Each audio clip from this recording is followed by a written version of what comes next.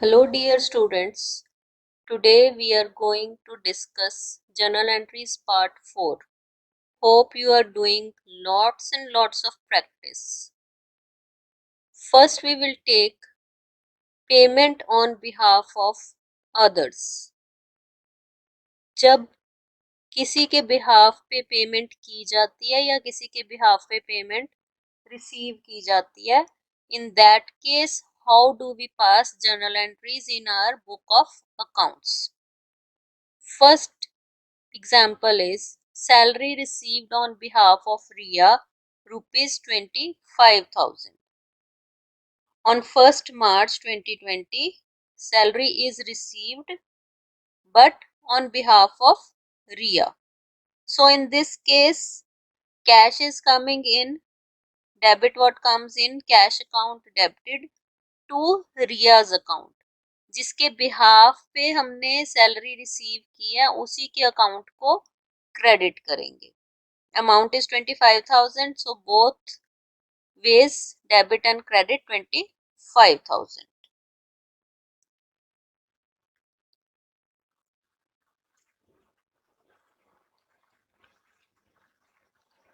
Next is commission paid to Rajveer on behalf of Manjot rupees 10,000.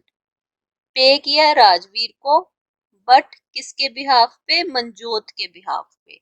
तो actually Manjot ही है जिसको debit करना चाहिए, चाहे हमने पेमेंट राजवीर को की है. एक्चुअली वो किसको बिलोंग करती थी, पेमेंट किसको बिलोंग करती थी, मंजोत को.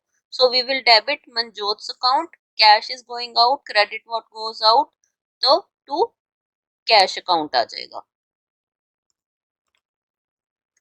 Manjot's account debited to cash account. In narration, we will describe that commission is paid to Rajveer on behalf of Manjot. यहाँ जर्नल एंट्री में कहीं भी राजवीर नहीं आएगा because Manjot is involved. Amount is 10,000, so 10,000, 10,000 debit and credit. Next case is cash received from Anu on behalf of Suman. Cash receive किया, debit what comes in to Suman's account. To Anu account नहीं करेंगे because cash is being received on behalf of Suman. जिसके behalf पे payment receive हुई है उसको ही हम credit करेंगे. अनु को कहाँ मेंशन करेंगे, in narration. So journal entry will be cash account debited to Suman's account 20,000, 20,000. In narration it will be referred that cash is received from Anu on behalf of Suman. Cash paid to Tanya on behalf of Ishesh rupees 25,000 on 10th of March 2020. सबसे पहले date डालेंगे. अब यहाँ पे cash की payment हुई है, cash is going out, तो credit what goes out to cash account. किसके बिहाफ पे पेमेंट हो रही है, इशेष के अकाउंट पे हो रही है पेमेंट, उसके बिहाफ पे हो रही है. So Ishesh account will be debited. Journal entry will be Ishesh account to cash account. Debit is 25,000 and credit is also 25,000. Narration में हम क्लियर कर देंगे कि cash is paid to Tanya on behalf of Ishesh. ये थी सारी कैश वाली एंट्रीज. अब अगर कैश की बजाय हम चेक इशू करें तो क्या एंट्री होगी. Let's take an example. Issued cheque to Gaganpreet on behalf of Bhavana rupees 15,000. Bhavana के बिहाफ पे हुई है, it means Bhavana's account will be debited. Cheque जा रहा है to bank account. So journal entry will be Bhavna's account debited to bank account. In narration, it will be written that check is issued to Gaganpreet on behalf of Bhavna. Gaganpreet जिसको कि हमने check issue किया है उसको कहाँ mention करेंगे, narration में mention करेंगे। अकाउंट किसका डेबिट करेंगे? भावना का, जिसके बिहाफ पे पेमेंट हुई है। ऐसे ही अगर पेमेंट रिसीव हुई है तो जहां पे हमने कैश अकाउंट डेबिटेड किया था वहां पे बैंक अकाउंट डेबिटेड आ जाएगा। Next we will discuss journal entries related to income and expenses.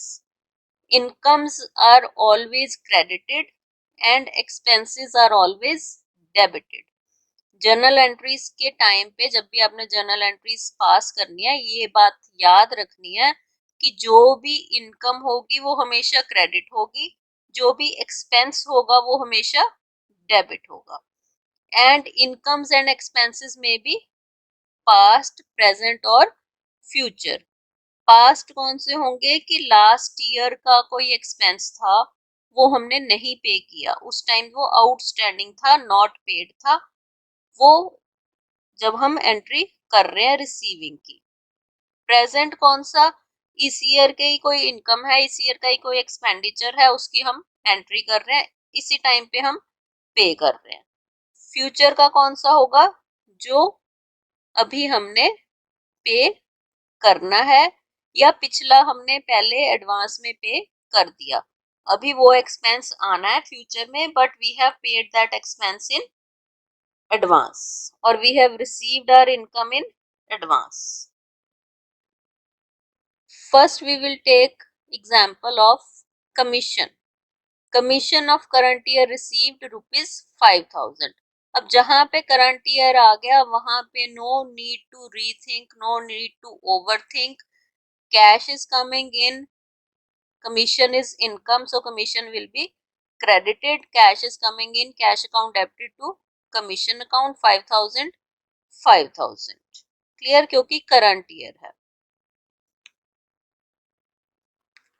Next आ गया commission earned but not received 6000। Commission हमने अर्न किया है बट वो अभी तक हमने रिसीव नहीं किया। इस साल का कमीशन है जो हम अर्न कर चुके हैं बट नॉट रिसीव्ड येट।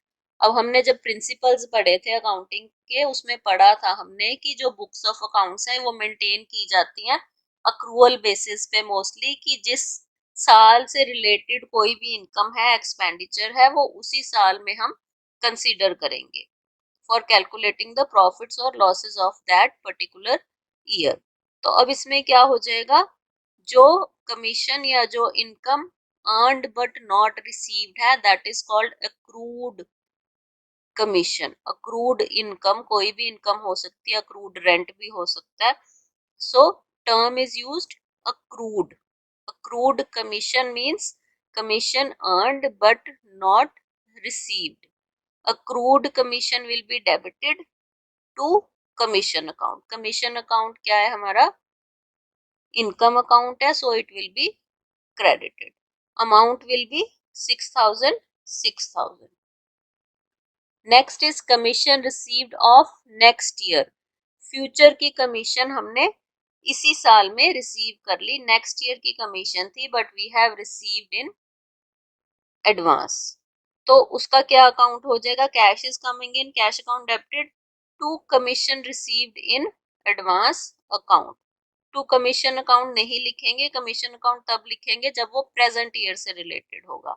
ये रिसीव्ड इन एडवांस होगी क्योंकि हमने एडवांस में पिछले अगले साल की हमने एडवांस में रिसीव कर ली। Amount 3000 3000। Don't forget to write down the narration. Commission of last year received ₹7000। Last year जो था कमीशन वो हमने अर्न किया था बट रिसीव नहीं किया था, तो उस टाइम हमने क्या लिखा था उसको? Accrued commission account. अब वो हमने रिसीव कर लिया, cash is coming in, so entry will be cash account debited to accrued commission account being commission of last year received. Don't forget to put date, don't forget to put amount in both the columns, debit as well as credit।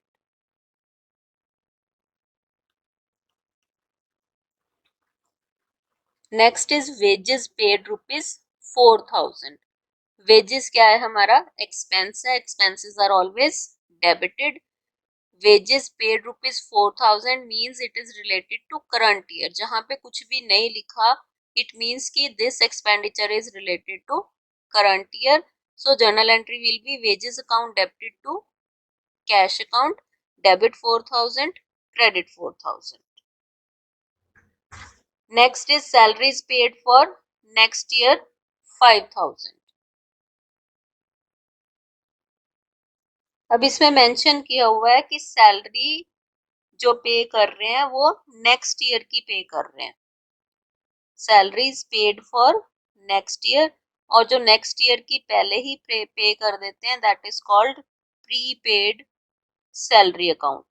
जैसे phone का हम जो bill देते हैं या वो prepaid होता है या पोस्ट पेड होता है, जो सिम होता है, so we call it prepaid, paid in advance. Prepaid salary account debited to cash account, being salaries paid for next year. Wages due but not paid rupees 6,000. Wages account debited because it is an expense to wages outstanding account.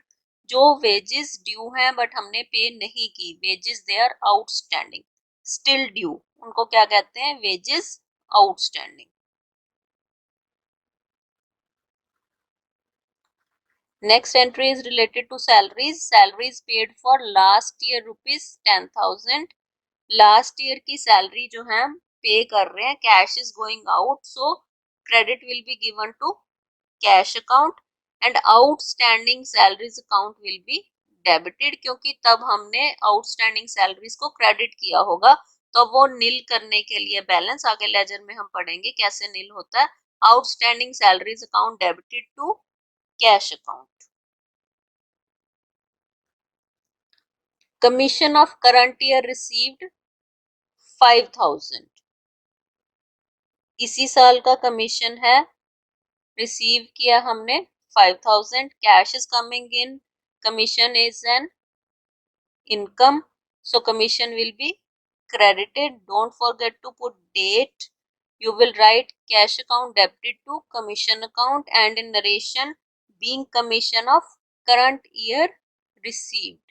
It will be clear whether it is related to current year, past year or next year. Debit amount is 5,000 and credit amount is 5,000. That's it for today. Don't forget to practice. More you practice, more you will learn the rules of passing journal entries. More you will become perfect in passing journal entries. Thank you all.